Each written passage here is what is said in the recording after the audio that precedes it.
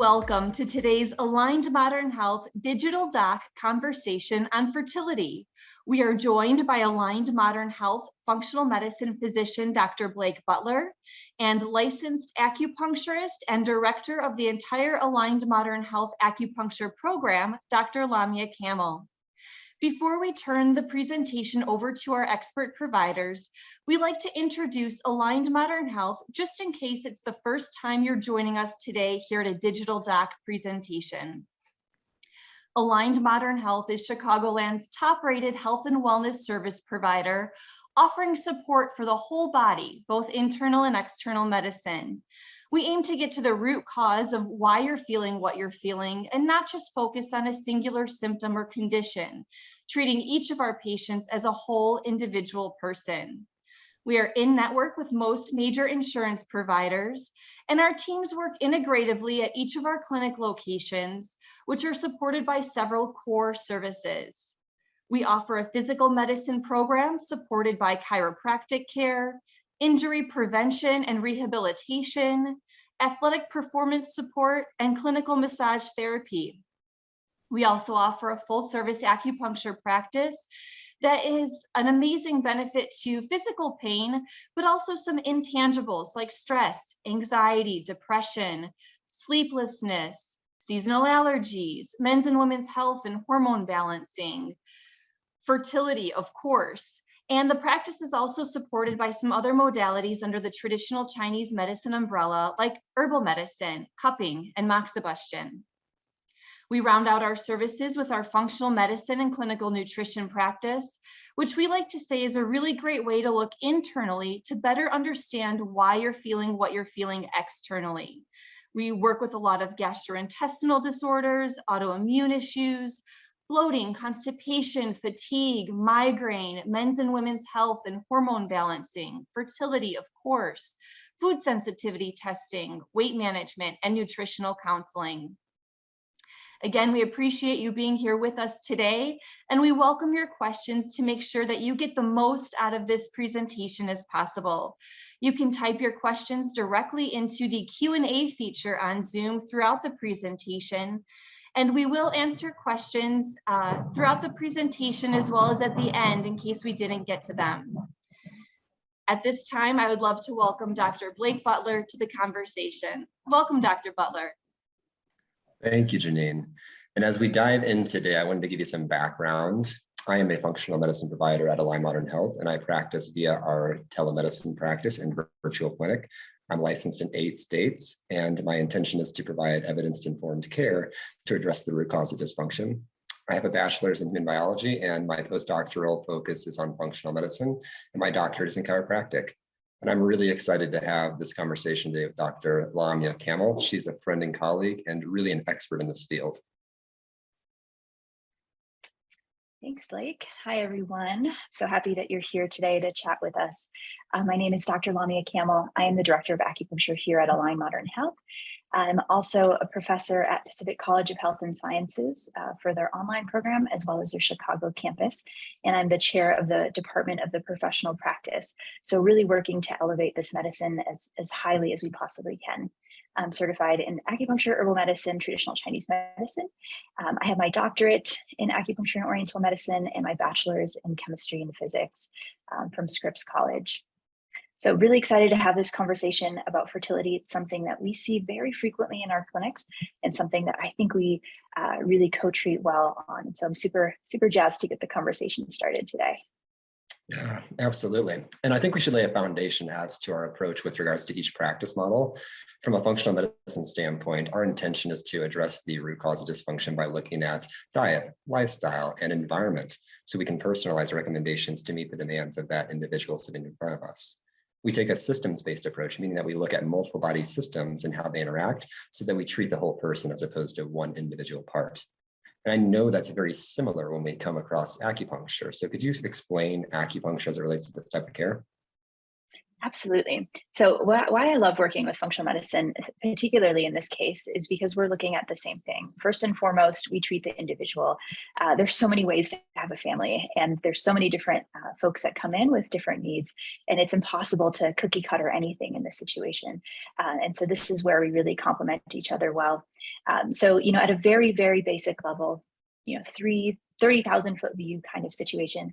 With acupuncture, what we're doing is stimulating the self-healing capacity of the body. So retraining the body to do what it's supposed to do. Inherently, it's supposed to heal itself. So that's what we're tapping into when we're using acupuncture, herbal medicine, and all the modalities that we utilize. I love that. And we know that hormones and fertility and this type of support can be complex. I don't like to use the term complicated. I prefer complex because we have to consider multiple factors when supporting fertility. We can't just consider one partner. We have to consider both. We also have to consider the hormonal hierarchy, especially when looking at equality, for example. When I'm working up an individual, I like to consider our adrenal response, which considers stress mechanisms and stress's impact on the body. I also want to look into thyroid function and sex hormone patterns related to cycling and ovulation. We also really like to focus on sperm equality as well. And in many cases, we overlook that. In your experience, why is it important to focus on all involved in this process? Yeah, I mean, we know statistically, we know realistically also, stats are not always humans, but they represent humans. We know statistically that when we're talking about infertility, it's about 1/3 unknown, 1/3 egg, 1/3 sperm, right? And so who knows where that egg's coming from? Is it yours? Is it your partner's? Is it a donor egg? Same with the sperm. And then there's always that unknown quality. And so our goal, and this is our joint goal, and this is how we work well together, is really trying to limit that unknown piece, right? So really trying to hedge our bets as much as we can. Yeah, absolutely. And I think back to an individual I partnered with not too long ago in which we coupled functional medicine and acupuncture to support their fertility process. And this individual came in with complaints regarding amenorrhea, in which they weren't having a period. And their ultimate goal was to get pregnant. And we had to do a lot of foundational work as it relates to supporting their cycle and supporting their period. With that, we coupled functional medicine care, looking at the digestive microbiome, the environment, food sensitivities, and hormone panels with acupuncture. And it's amazing how the coupled care works so well together. Interestingly enough, I have much better results when I introduce functional medicine in conjunction with acupuncture and traditional Chinese medicine. Do you have any explanation as to why that might be? Yeah, I mean, I think we're working synergistically. So, we're looking at the same person, we have the same goal, but we're looking from a slightly different viewpoint, and very, very similar viewpoint, but slightly different. And I think both of our medicines complement really well any other modalities that are being done. So if there is an issue with hormones or anything like that, maybe we're working with an endocrinologist. If there's an issue with sperm, probably a urologist, right? So maybe a reproductive endocrinologist, maybe an OBGYN. Either way, however it kind of cuts, the reality is we're going to be complementing each other.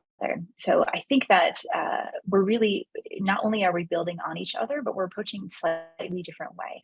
And also the cadence of treatment is slightly different, right? So they're not seeing you weekly, but they might be seeing us weekly or twice a week. So we're getting a little bit more data that then we can feed to you to help figure out kind of deeper what's going on. That we talk about it from the concept of diagnostic and treatment, right? So each treatment, we get a clearer sense of the diagnostics, we utilize that in the following treatment, and it builds upon itself.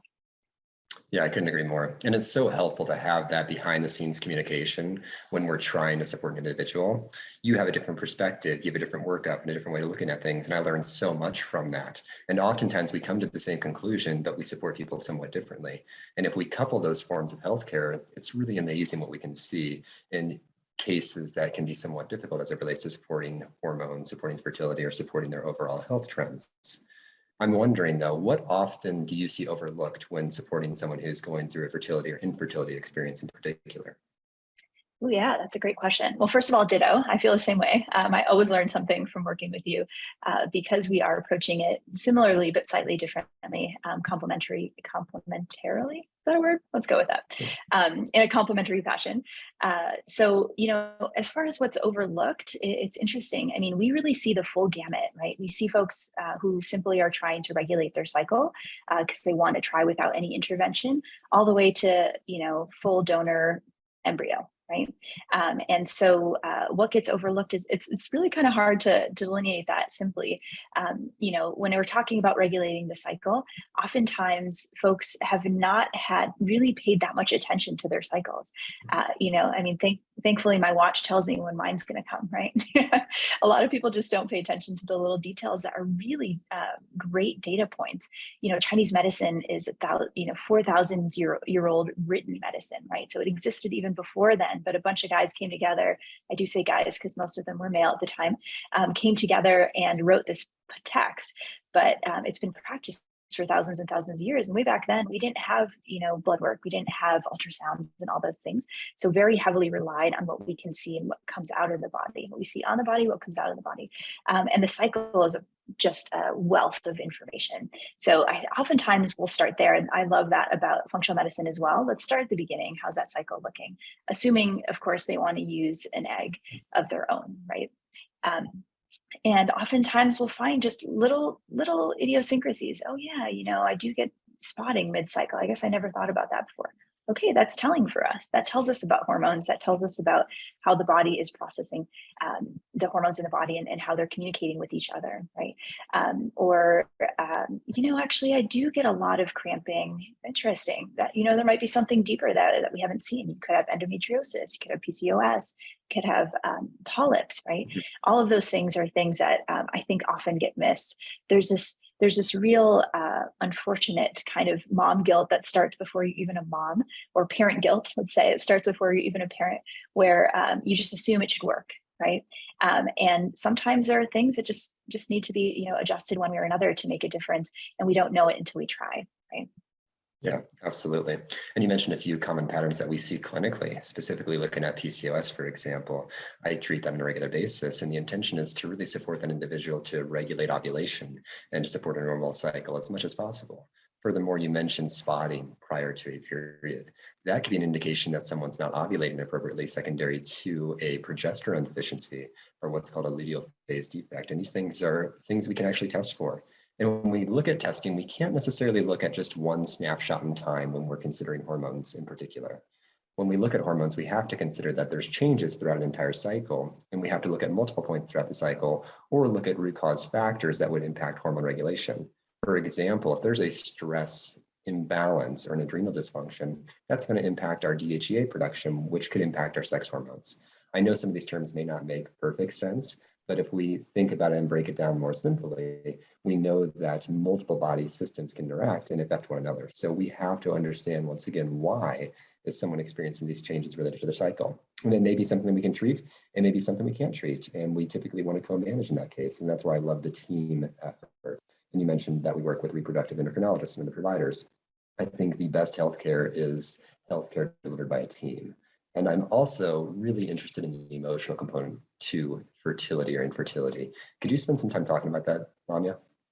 Yeah, absolutely. I do want to reiterate what you said about testing more than just one data point, and particularly with hormones. We know there's, if I had a visual, I would show you a picture of what the cycle, the menstrual cycle looks like, a sort of a regulated menstrual cycle, let's say. I don't like using terms like normal and all that stuff, right? What's normal?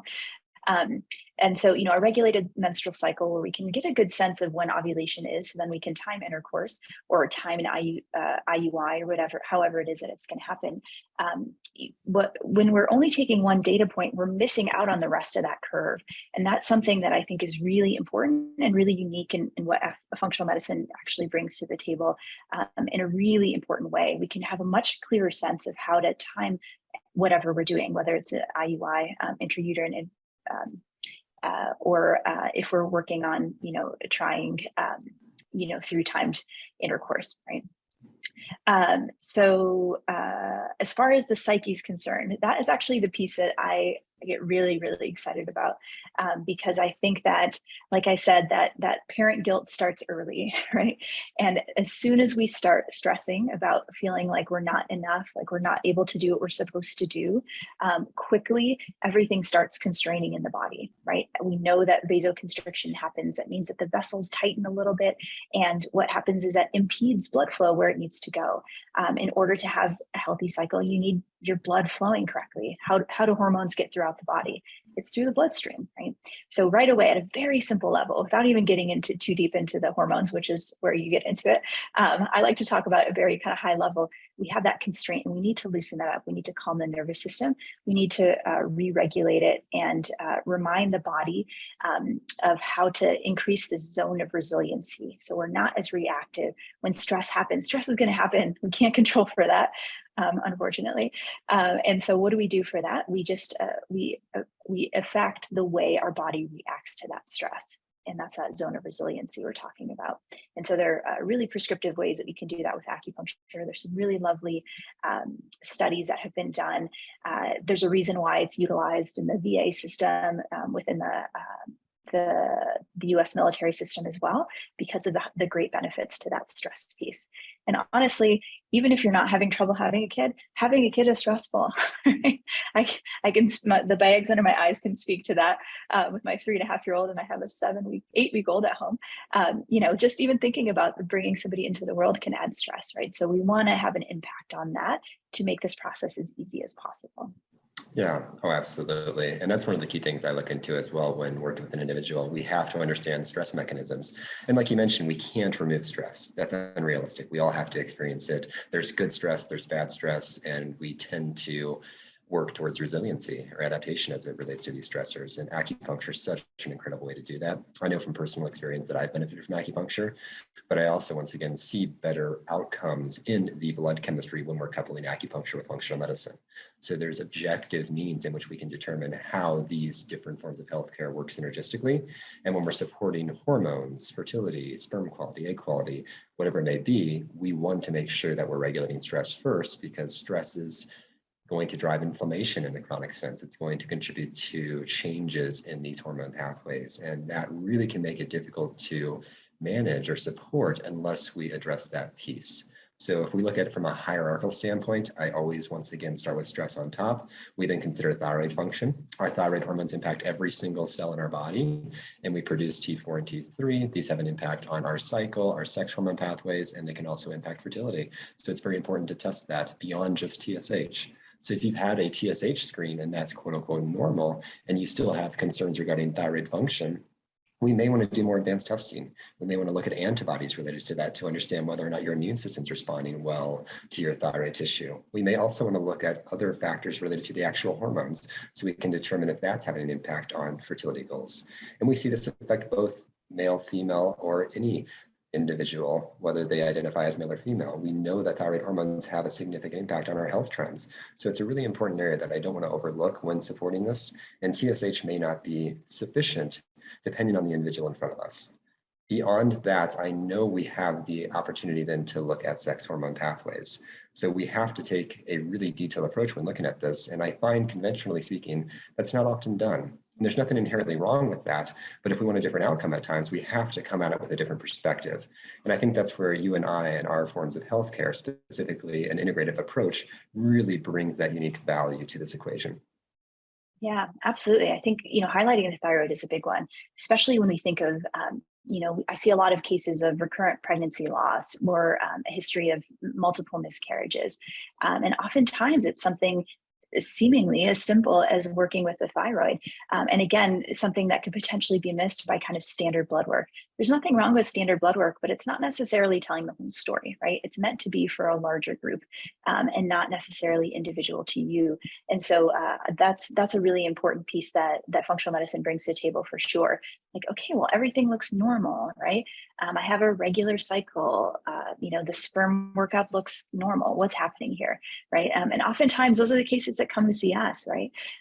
Usually those are my patients, the ones who are like, I don't know what's going on. Nobody can figure it out. And that's where, I like the phrase you used, complex, right? That's where we start to realize that it's not as simple as egg meets sperm, baby 9 months later kind of thing, right? And that's, again, part of the process that I think is really integral to supporting our patients is the education piece, right? So they're seeing all these different doctors, and oftentimes we're kind of quarterbacking as far as, putting all that information together and spitting out, okay, this is what's happening. But also just because of the nature of appointment times, right? You spend an hour and a half. We spend an hour and a half with each of our new patients and an hour for a follow-up visit. We spend a lot of time speaking with them and answering questions and likely reinforcing things that their other doctors have told them already, right? And that's a really important piece. And then the reassuring piece, giving them hope.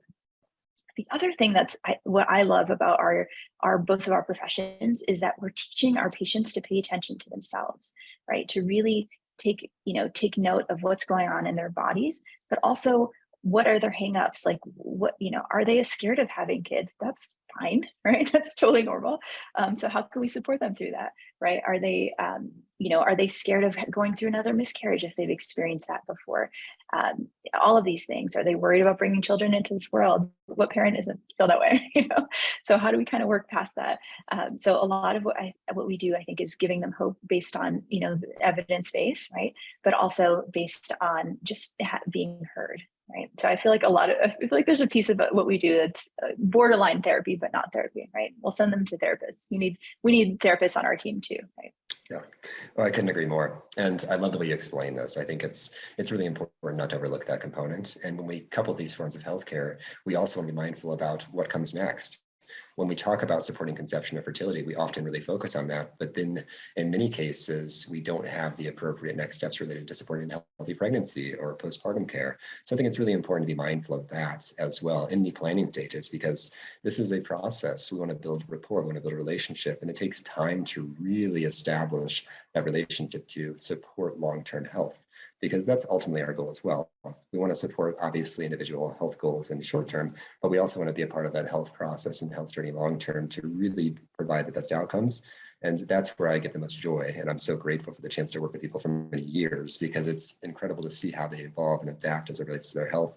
And that's really what we want to see in the long run. And I know you see individuals on a regular basis for many, many years. And I'm sure you had that similar experience in which it's really cool to be with them preconception, during pregnancy, and postpartum, especially if they've struggled with infertility. Absolutely. It's the best. It's the best to see them help support through getting pregnant, through pregnancy, right? Both of us are offering non-invasive, non-drug approaches to care for anything, right? So you're going to be carrying a little extra weight if you're pregnant, right? So how can we help with the back pain, the achiness, the fatigue, the nausea, all of those things? Again, the mental support. You have a lot more hormones in your body. How does one manage that? All of those things we get to support. And yeah, for me, it's the best is, getting to see, getting the birth announcement. And then, when they're ready for number 2, we get the email, hey, I'm coming back in. It's a pretty cool process. But I always talk about pregnancy like preparation for having a child, right? It's just getting used to this new world. And I think pre-pregnancy is exactly the same way, however it looks for folks, right? And it's not supposed to be easy. I'll ask my son to do something, he may or may not listen, and our bodies are that way too. So kind of learning to let go a little bit is part of the learning process, and it's not easy, and we're here to support you through it. Yeah, absolutely. And if you have specific questions regarding this too, in a moment, we're going to open up the Q&A. Please populate those questions. We want to make sure that we're making this conversation valuable to you as each individual attending. I did want to touch on one other thing though, from my perspective. I often see changes related to the gut microbiome or gut health impact fertility in either party. With that being said, I think it's really important to consider digestion and consider how that may impact hormones or fertility. For example, we know that our large intestine carries around 38 to 40 trillion bacteria that really impact our overall health trends, our immune system response, and our hormone pathways. And if we see an imbalance there, it's very hard to regulate hormones. So make sure that if you're experiencing digestive complaints, you're bringing that up to your provider, because oftentimes that's overlooked. We often disassociate different body regions and different pathways, and that could potentially be the answer in the long run. So be really mindful of that if you're attending this or you're experiencing any digestive complaints. That has a big impact on fertility, hormone regulation, and a variety of immune mechanisms causing inflammation in the body. And I want to make sure that you're mindful of that, because I think there's a disconnect in my experience. Absolutely. And, we know that the gut is a second brain. And so to overlook that is unfortunately a big part of our culture. We just, it just works. It's fine. How often do you have bowel movement? I'm not sure. Okay. Well, let's start paying attention and let's find out, right? I think that comes back to that same idea of a big part of what we do is just teach our patients to start paying attention, because your body's going to tell you what it needs. It's really really interesting, and like never ceases to amaze me. Yeah, absolutely. I think that part of that, the way I summarize that in my mind, is really putting more intentionality around the process. Like, okay, it hasn't worked. All right, let's put some more intentionality around it. And let's try to understand it better. Let's put, get your heart behind this and get your body behind it, and see what we can do. Yeah, I love that. And at this time, is there anything else you'd like to add, or should we open up the Q&A opportunity just to really dive into more detail regarding specific topics or questions? Yeah, I think I just want to reiterate that everybody's an individual, and everybody who wants to have a child, there are so many different ways of it happening, right? And we're here to support that process.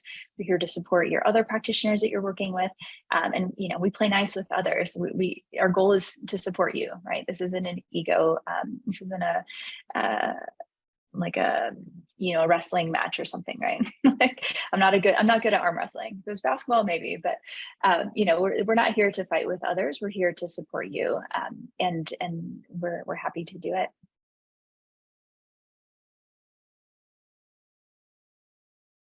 Wonderful. Thank you both so much for that. Folks, as Dr. Butler mentioned, we are going to be opening up for questions now. If you do have a question that you prefer not to ask in front of a large group, maybe it's something a little bit more personal or private to you, you are very welcome to give us a call at 773-692-6700 to request a free 15-minute consultation with one of our providers. You can also do so on our website by visiting alignedmodernhealth.com. Just a reminder to please type your questions into the Q&A feature versus raising a hand or a chat. Please do type your questions into the Q&A feature. Dr. Camel, we have several questions here about going through the process of IVF. Maybe you can start a little bit, tell us about how acupuncture may benefit the IVF journey and how we may collaborate on care plans with external providers. And then Dr. Butler, after, if there's anything from the functional medicine perspective, we'd love to hear from you as well. Absolutely. So we absolutely work with through the whole IVF process from the beginning to the end, right? Until they discharge you onto your OB. So we're going to be working hand in hand with your doctors. We're not going to be fighting them, right? That's a really important piece.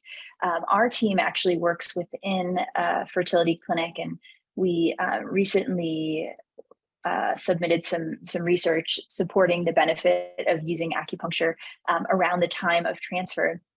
And in fact, we found statistically and clinically meaningful results showing the benefit of doing acupuncture individualized, so not protocolized. Again, the name of our game is individualized acupuncture, right? An individualized treatment.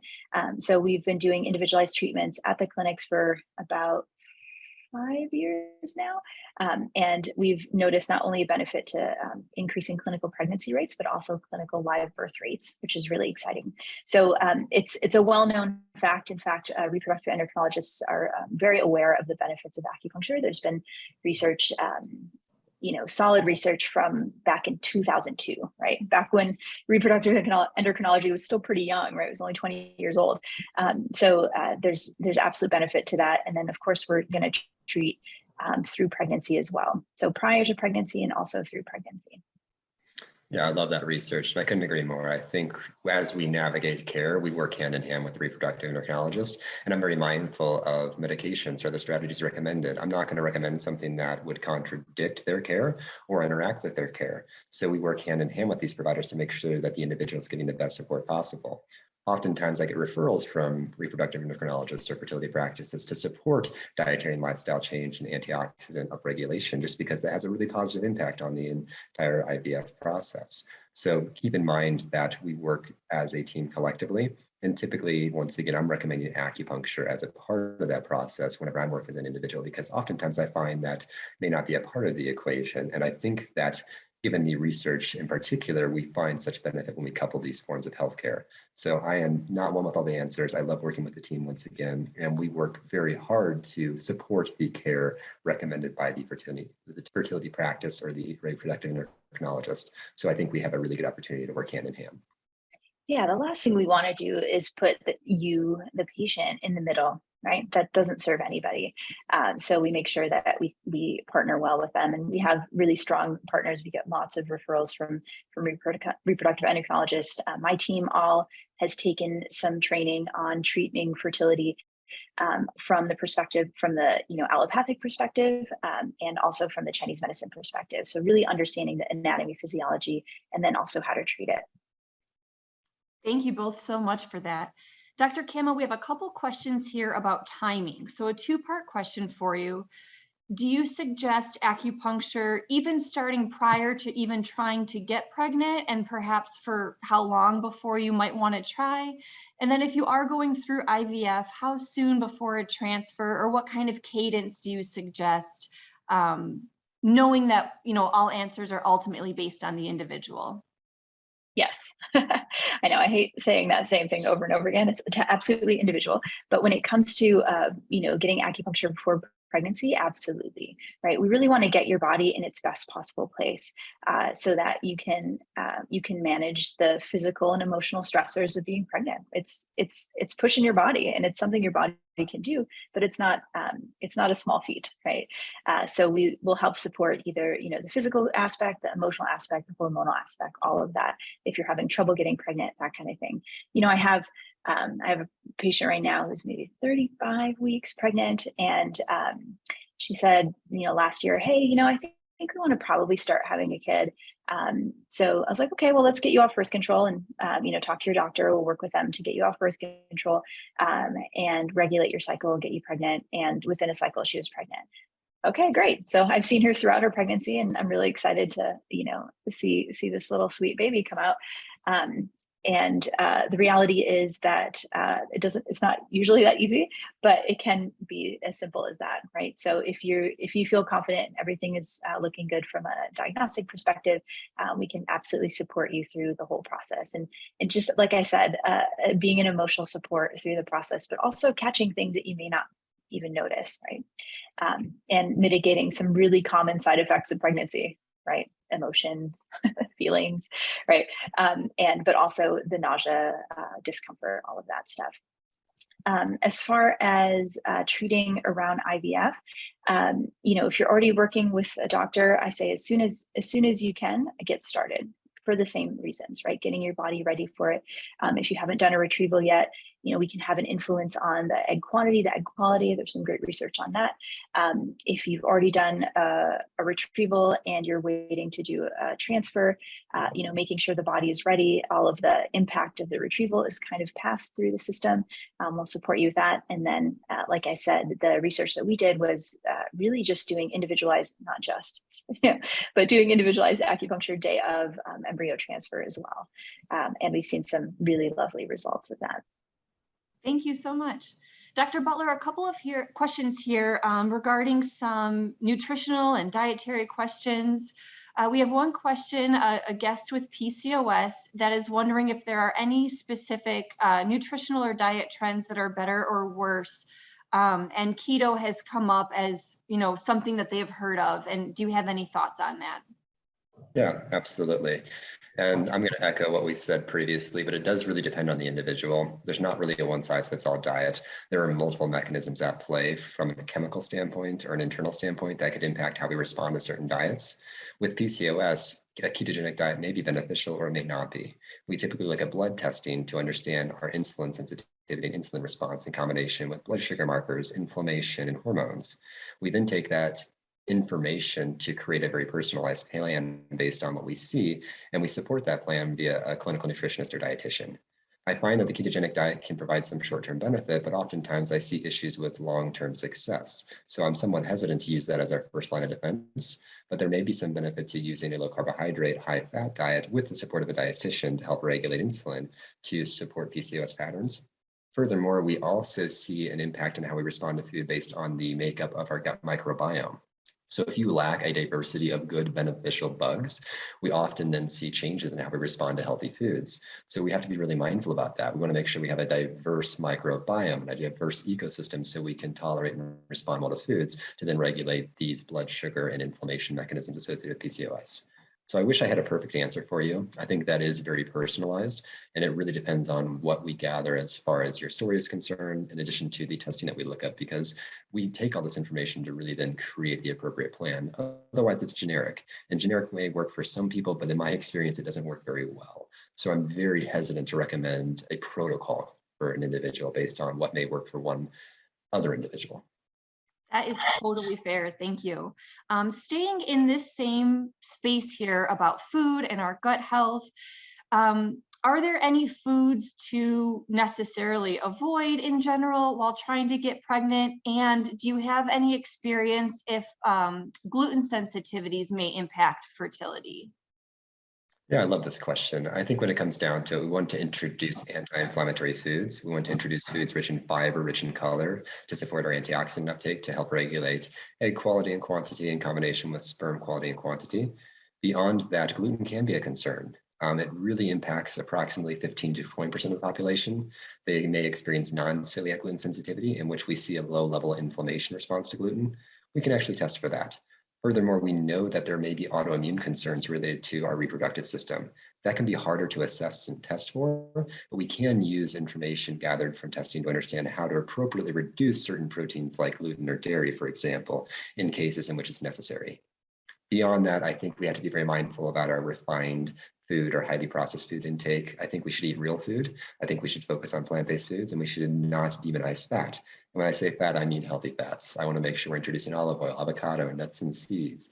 All of these things are very beneficial for the right individual. But if you're introducing a healthy diet and you don't feel like you're tolerating these foods, usually there's something else going on in the gut microbiome, or there may be sensitivities to certain food proteins that we need to assess. So be very mindful of that. I hear that often in my patient population. I'm doing XYZ really, really well, but I still feel very, very poor. And if that's the case, usually there's something going on behind the scenes.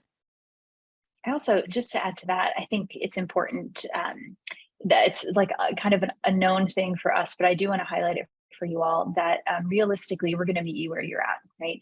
So we don't want you to drop everything you're doing and be a completely different person. But we want to support you to see what your body needs and make you aware of what your body needs. And you know it, you know, when you eat something that doesn't sit right with your body, you feel it, right? And so our job is to help support you be more aware of that. And that helps make those decisions a lot easier for you, right? You'll think, oh, maybe I don't want to do that. Not because Dr. Butler's voice or Dr. Campbell's voice is in my head, but your body is telling you maybe it doesn't want to do that, right? So we really want to retrain the body to pay attention and appreciate and love real foods, right? But that doesn't mean you can't ever have certain things. It just, it depends on the person. Thank you both so much for that answer. I think we have time for one more. In your experience, and I'll open this up to both of you, maybe Dr. Campbell, you can respond first, and then Dr. Butler, if you have any additional thoughts. For partners trying for pregnancy a little bit later in life, which I hate to say, because what does later in life mean these days? But potentially in their 40s, whether it's through IVF or another means. Do you have any general recommendations or thoughts for folks that are trying to get pregnant a little bit later in life when there may be some other challenges presenting in the body? Yeah, absolutely. It's interesting. The fertility clinic that we work with, one of their specialties is working with folks who are considered, advanced maternal age, right? Those terms are just so cold and judgy. So I don't love them, but they are the medical terms, so we have to use them sometimes. We work a lot with folks who do that, who are in that stage, and it's very common. We're seeing more and more. I mean, I didn't have my kids until later in life too, and it's absolutely doable. Obviously, oftentimes doctors will kind of push you towards IVF right away, but there are other options for sure. Again, the goal is to hedge our bets, right? So let's get your system in the best possible place it can, and teach you what to pay attention to, teach you what things you can do to support your system. We'll do some diagnostics to get a sense of where things are, and then we can work from that perspective. So I know I've certainly had folks who've gotten pregnant without interventions into their 40s, and then I've had folks who have gotten pregnant into their 40s with interventions, right? So it's absolutely possible. And again, that's going to be, well, age is one thing, but I've seen patients with really great high quality eggs, for instance, in their 40s, and then patients with really low quality eggs in their 20s, right? Everyone is just an individual. And so we have to do some diagnostics to get a sense of, okay, what's our baseline? And then how can we move things along? Yeah, I couldn't agree more. And from the diagnostic standpoint, typically I'm going to look in great detail at markers related to inflammation in the body, because if inflammation is high, we have to regulate that. Additionally, I'm going to look at the gut microbiome in those situations to make sure that we're supporting what's called estrogen metabolism and overall hormone balance from a digestive elimination standpoint. And finally, I'm going to take a look potentially at other drivers of inflammation. And that may be related to stress, that may be related to food, that may be related to environment. It really depends on the individual in front of me. But I typically want to have all that information so we can really then recommend the appropriate dietary and lifestyle changes. Generally speaking, though, you can focus on stress reduction techniques, lifestyle strategies to manage that. That's a great place to get started. Additionally, if you can eat real food that you find around the perimeter of the grocery store, that's another simple change you can make that's going to typically benefit most individuals. So I would start there and then potentially consider a more advanced workup from a testing standpoint, and then introduce acupuncture as early as you can. I know I've said that before, but I just see so much benefit. As a patient, personally, I found benefit, but also I see it in my population. So that would be my general outline as it relates to what you can do right now. Beyond that, we typically need more diagnostics. Yeah, I agree. It's never too early and it's never too late to start acupuncture, right? And then we can give you a really honest opinion of what we think we can do, right? No doctor should ever tell you 100% they'll get results. That's just not reality. We don't get to know that. There's a piece that we'll never understand. But we can be honest with you about, okay, this is what we've seen. This is what the literature says, and this has been my experience. And that's how we make our decision. That's that evidence-informed approach to care that we provide. And I think that, Janine, you mentioned the free 15-minute consult that we offer. That's a really great place to start when you have kind of more specific questions. I find that we can get into a lot of information quickly and give you a sense of, is this a right fit with the practitioner, but also is this the right fit as far as the treatment is concerned? So highly recommend that, utilizing that. Absolutely. And again, if you would like to request a free consult, or if we didn't get to your questions today, you can always give us a call at 773-692-6700 or visit us online at alignedmodernhealth.com. Also at that website, you are welcome to submit a request for a complimentary benefits check in case you would like to investigate your individual insurance plan to see what kind of coverage and costs you might be looking at for treatment with Aligned Modern Health. At that same website, you are also welcome to register for future digital doc programming and watch recordings from past digital doc webinar presentations. That does bring us to time for today. Dr. Butler and Dr. Camel, thank you so much for joining us. Thank you to all of our guests for joining us and for your really insightful questions. We hope that you found the presentation beneficial. And again, we are here for you and happy to help. Thank you so much. Have a great day. Thanks, everyone. Take care. Thank you.